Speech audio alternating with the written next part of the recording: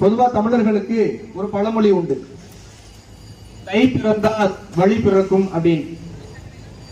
2021 என்னைக்கு திமுக பதவி ஏற்றுச்சோ அன்னையிலிருந்து தை பிறந்தால் வழி பிறக்கும் அப்படிங்கிற பழமொழியை மாற்றி, சண்டாளர்கள் திமுகவினர் என்னைக்கு இந்த பதவியை விட்டு வெளியேறுவார்களோ, தமிழகத்தை பிடித்த பீடை என்று விலகுமோ, அன்னைக்குதான் தமிழர்களுக்கு வழி பிறக்கும் அப்படிங்கிற சூழல்ல நாளொரு மேனியும் பொழுதொரு மன்னமா நாளைக்கு தேர்தல் வந்தாலும் இந்த ஆட்சியை தூக்கி கடாசுறதுக்கு மக்கள் தயாராக இருக்கிறாங்க.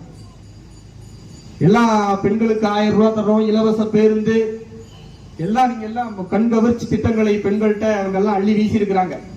இப்ப கூட ஆரம்பத்துல பொருளாதார நெருக்கடினால் நாங்கள் காசு தர முடியாதுன்னாங்க. அப்புறம் மக்கள் எல்லாம் கொதிச்சு போனோடனே 1000 ரூபாய் தரோம்னாங்க. நீங்க எல்லாம் பகவத்கீதையில ஒரு வரி கேள்விப்பட்டிருப்பீங்க, இது எங்கிருந்து எடுக்கப்பட்டதோ அது அங்கேயே கொடுக்கப்பட்டது அப்படி. 13ஆம் தேதி 12ஆம் தேதி 1000 ரூபாய் கொடுக்கப்பட்டது, 13ஆம் தேதி 14ஆம் தேதி டாஸ்மாகில் கொடுக்கப்பட்டது. இதான் அந்த உடனே முதல் கையெழுத்து மது விலக்கு, மது ஒழிப்பு அப்படின்னாங்க.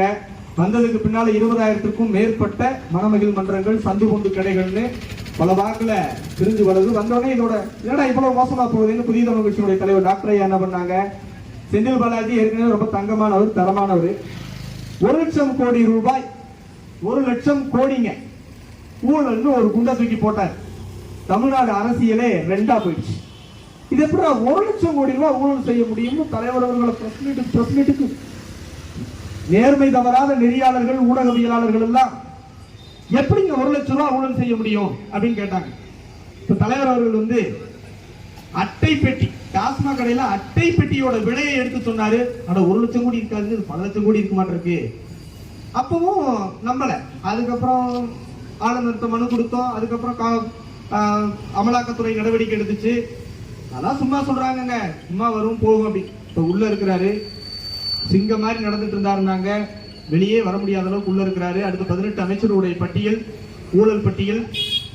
ஒரே உங்களுக்கு எல்லாம் தெரியும், தமிழக அரசியல் வரலாற்றுல ஆட்சியில் இருக்கக்கூடிய கட்சியினுடைய அமைச்சர்கள் 18 பேர் மீது ஊழல் வழக்கு அடுத்தடுத்து, அதில் 2 பேருடைய ஊழல் வழக்கு நிரூபிக்கப்பட்டு ஒருத்தர் தண்டனை பெற்றிருக்கிறார், ஒருத்தர் அடுத்து நான் தான் அடுத்தது கியூல நிக்கிறார் பொன்முடி அவர்கள், அடுத்து நிறைய வரிசையில நிக்கிறாங்க.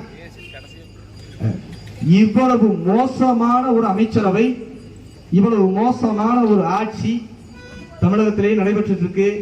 பொதுமக்கள் எல்லாம் இவர்களுடைய ஏமாற்று பேச்சுக்களை நம்பி ஓட்டு போட்டோம். இத்தனையும் கடந்து மீண்டும் பை பேசிட்டு இருக்கிறாரு தலை நிமிர்ந்து தமிழகம். கொஞ்சம் கூட கூச்ச நாட்டமே இல்ல.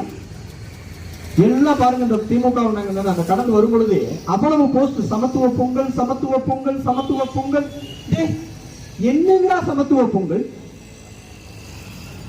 அவங்க அப்பா முதலமைச்சர், இப்ப நீங்க முதலமைச்சர், அடுத்து துணை முதலமைச்சருக்கு தயாரா இருக்கிறார் உதயநிதி, அடுத்து இன்ப நிதி தயாரா இருக்கிறாரு. இது எப்படி சமத்துவ பொங்கல் ஆகும்? சேலஞ்ச் பண்ணிக்கலாம். ஒரு பட்டியலினத்தை சேர்ந்த அல்லது பழங்குடியினத்தை சேர்ந்த ஒருவர் உங்கள் கட்சிக்கு தலைவராக வேண்டாம். அது கூட பண்ணையார் குடும்பத்துக்கு பெரிய கேள்வியாயிடுச்சு. ஒரு மாவட்ட செயலாளர் பதவி கொடுக்க முடியுமா உங்களால? ஆதி திராவிடர் நலத்துறையை தவிர ஒரு பட்டியலினத்தை சேர்ந்தவருக்கு ஒரு அமைச்சர் பதவி கொடுத்துட முடியுமா? என்னடா தகுதி இருக்கு உங்களுக்கு சமத்துவ பொங்கல் கொண்டாடுறதுக்கு?